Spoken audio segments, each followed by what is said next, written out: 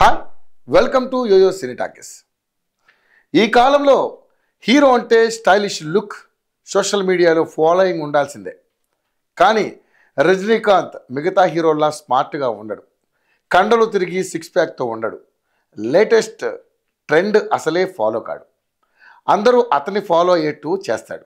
అంతేకాదు, సినీ వినయులాకాశంలో స్వయం కృషితో ఎదిగిన నల్లని చంద్రుడు.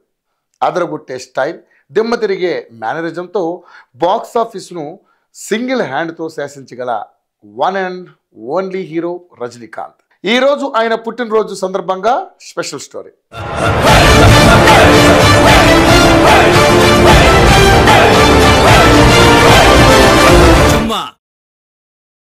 ఈ నెంబర్ 1, నెంబర్ 2 గేమ్స్ మన దగ్గర నడవు. నేను separate, only one piece, super 1. ఇది 2.0లో రజనీకాంత్ తన గురించి తాను చెప్పుకున్న మాట.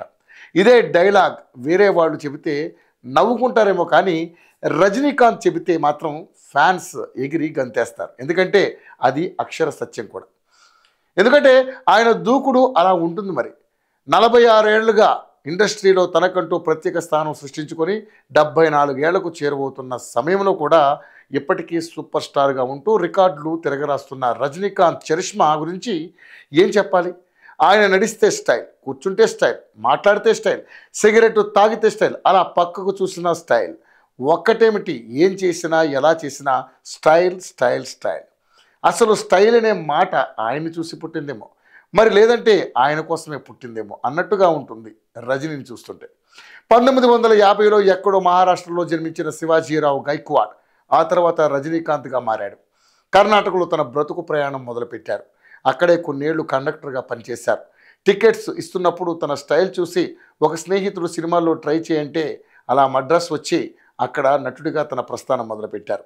1975లో బాలచంద్ర తెరకెక్కించిన అపూర్వ రాంగంగల్ సినిమాలో తొలిసారి తమిళ సినిమాకు పరిచయం అయ్యారు. అదే ఏడాది తెలుగులో తూర్పు పడమరగా విడుదలైంది ఈ చిత్రం. ఆ తర్వాత కొన్ని సినిమాల్లో విలన్గా కూడా నటించారు.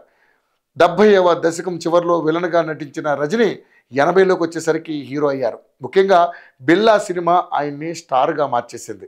అప్పటి నుంచి రజనీ వెనక్కి తిరిగి చూసుకోవాల్సిన అవసరం రాలేదు. మాస్ హీరో అనే పదానికి నిలువెత్తు నిదర్శనంగా మారిపోయాడు రజనీకాంత్. అప్పటికే కమల్ హాసన్ క్లాస్ సినిమాలతో కుమ్మేస్తుంటే ఎంజీఆర్, శివాజీ గణేష్ లాంటి హీరోల నుండి పోటీ తట్టుకుని వాళ్లను దాటుకుని మాస్ హీరోగా అయ్యారు రజనీకాంత్. రజనీకాంత్ చరిత్ర చెప్పుకునే ఎన్నో బ్లాక్ బస్టర్ సినిమాలను 80లో ఇచ్చారు. కేవలం తమిళ ఇండస్ట్రీకి మాత్రమే పరిమితం కాకుండా అన్ని భాషల్లో సినిమాలు చేశారు. హిందీలోనూ విజయాలు అందుకున్నారు. ఇక 90వ దశకంలో పూర్తిగా తమిళ ఇండస్ట్రీపై ఫోకస్ చేశారు. అక్కడ తన స్టామినా చూపించారు. 90వ దశకం అంతా సూపర్ స్టార్కు స్వర్ణయుగమే. మాపిళ్ళై, భాష, ముత్తు, పడయప్ప లాంటి ఎన్నో సంచలనాత్మక సినిమాలతో భారతీయ రికార్డులను సైతం కుదిపేశాడు. మిలీనియం మొదలైన తర్వాత రజనీ జోరు కాస్త తగ్గింది.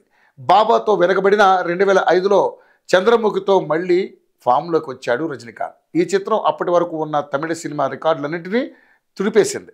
ఆ తర్వాత శివాజీ, రోబో లాంటి సినిమాలు రజనీ స్టామినా ఏంటో తెలియజేశాయి. కబాలి యావరేజ్ టాక్తోనే 250 కోట్లకు పైగా వసూలు చేసింది. కాలాతో ఫ్లాప్ ఇచ్చినా కూడా 2.0తో 500 కోట్లకు పైగా వసూలు సాధించి సూపర్ స్టార్ స్టామినా ఏంటో చూపించాడు. అయితే ఈ చిత్రం కమర్షియల్ ఫ్లాప్ అయింది. 2.0 తర్వాత వచ్చిన పేట, దర్బార్, మొన్నటికి మొన్న విడుదలైన పెద్దన్న, వెట్టయన్ సినిమాలు కూడా అంచనాలు అందుకోవడంలో విఫలమయ్యాయి. ఈ మధ్య అనారోగ్యం కారణంగా సినిమాలకు కాస్త బ్రేక్ ఇవ్వాలని చూస్తున్నాడు. మధ్యలో రాజకీయ అరంగేట్రం చేస్తానంటూ మాటిచ్చి ఆ తర్వాత అనారోగ్య కారణాలతో ఆ మాట నుంచి విరమించుకున్నాడు. అభిమానులు కూడా అదే కోరుకుంటున్నారు. మీరు రాజకీయాలు చేయకపోయినా పర్లేదు, కానీ ఆరోగ్యంగా ఉంటే చాలు అంటున్నారు. తాజాగా జైలర్ మూవీతో మరోసారి బాక్సాఫీస్ దగ్గర సత్తా చూపెట్టారు తలైవా. ఈ మూవీ 600 కోట్లకు పైగా కొల్లగొట్టి తలైవా సత్తా ఏంటో చూపించింది. అయితే ఆ తర్వాత వెట్టయాన్ మాత్రం అనుకున్నంత ఆడలేదు. అయినా సరే ప్రస్తుతం ఇంకొన్ని సినిమాలను రజనీకాంత్ లైన్లో పెట్టారు. డైరెక్టర్ లోకేష్ కనగరాజన్ కాంబినేషన్లో కూలీ సినిమాలో హీరోగా చేస్తున్నారు. ఇప్పటికే ఇందులో నాగార్జున, ఉపేంద్ర, శృతి హాసన్ భాగమయ్యారు. బాలీవుడ్ మిస్టర్ పర్ఫెక్ట్ అమీర్ ఖాన్ ఓ ముఖ్య పాత్రలో కనిపించనున్నారు. దీంతో ఈ సినిమాపై అభిమానుల్లో ఎక్స్పెక్టేషన్స్ మరింత పెరిగాయి.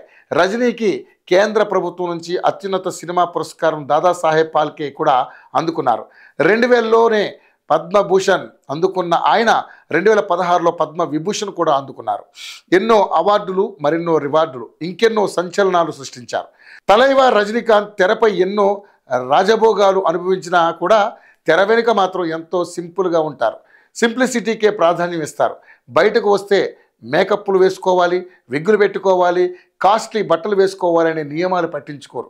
సాధారణ వ్యక్తిలా వచ్చేస్తుంటారు. ఇక నడకలో ఆ టీవీ రాజసం మాత్రం ఇప్పటికీ అలానే ఉంటుంది.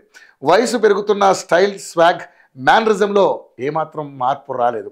తెరపై భాషలా విజృంభిస్తుంటారు, కానీ తెర వెనుక మాత్రం బాబాలా కనిపిస్తుంటారు. ఏడాదిలో కనీసం 2-3 సార్లైనా హిమాలయాలకు వెళ్తారు. అక్కడ సాధువులా కొన్ని రోజులు గడిపి వస్తుంటారు. ఇలా సాధు జీవితాన్ని అటు సెలబ్రిటీ జీవితాన్ని బ్యాలెన్స్ చేస్తుంటారు. సక్సెస్ వచ్చినా, ఫెయిల్యూర్ వచ్చినా దేనికి తలొగ్గరు. జయాపజయాలకు అతీతంగా ఉంటారు. సాధారణ బస్ కండక్టర్ స్థాయి నుంచి చిత్రసీమను ఏలే సూపర్ స్టార్ వరకు ఆయన ప్రయాణం ఎంతో మందికి స్ఫూర్తి. Hi, hello. మెస్మరైజ్ చేసే మూవీ ముచ్చట్లు, రిలీజ్ అయిన వెంటనే రివ్యూస్, మీ అభిమాన తారల రియల్ స్టోరీస్, సినిమా సమాచారం ఏదైనా క్షణాల్లో మీ చెంతకు. మరింకెందుకు ఆలస్యం, యోయో సినీ టాకీస్ ని సబ్స్క్రైబ్ చేసుకోండి. హలో హలో నోటిఫికేషన్ కోసం గంట కొట్టడం అస్సలు మర్చిపోకండి.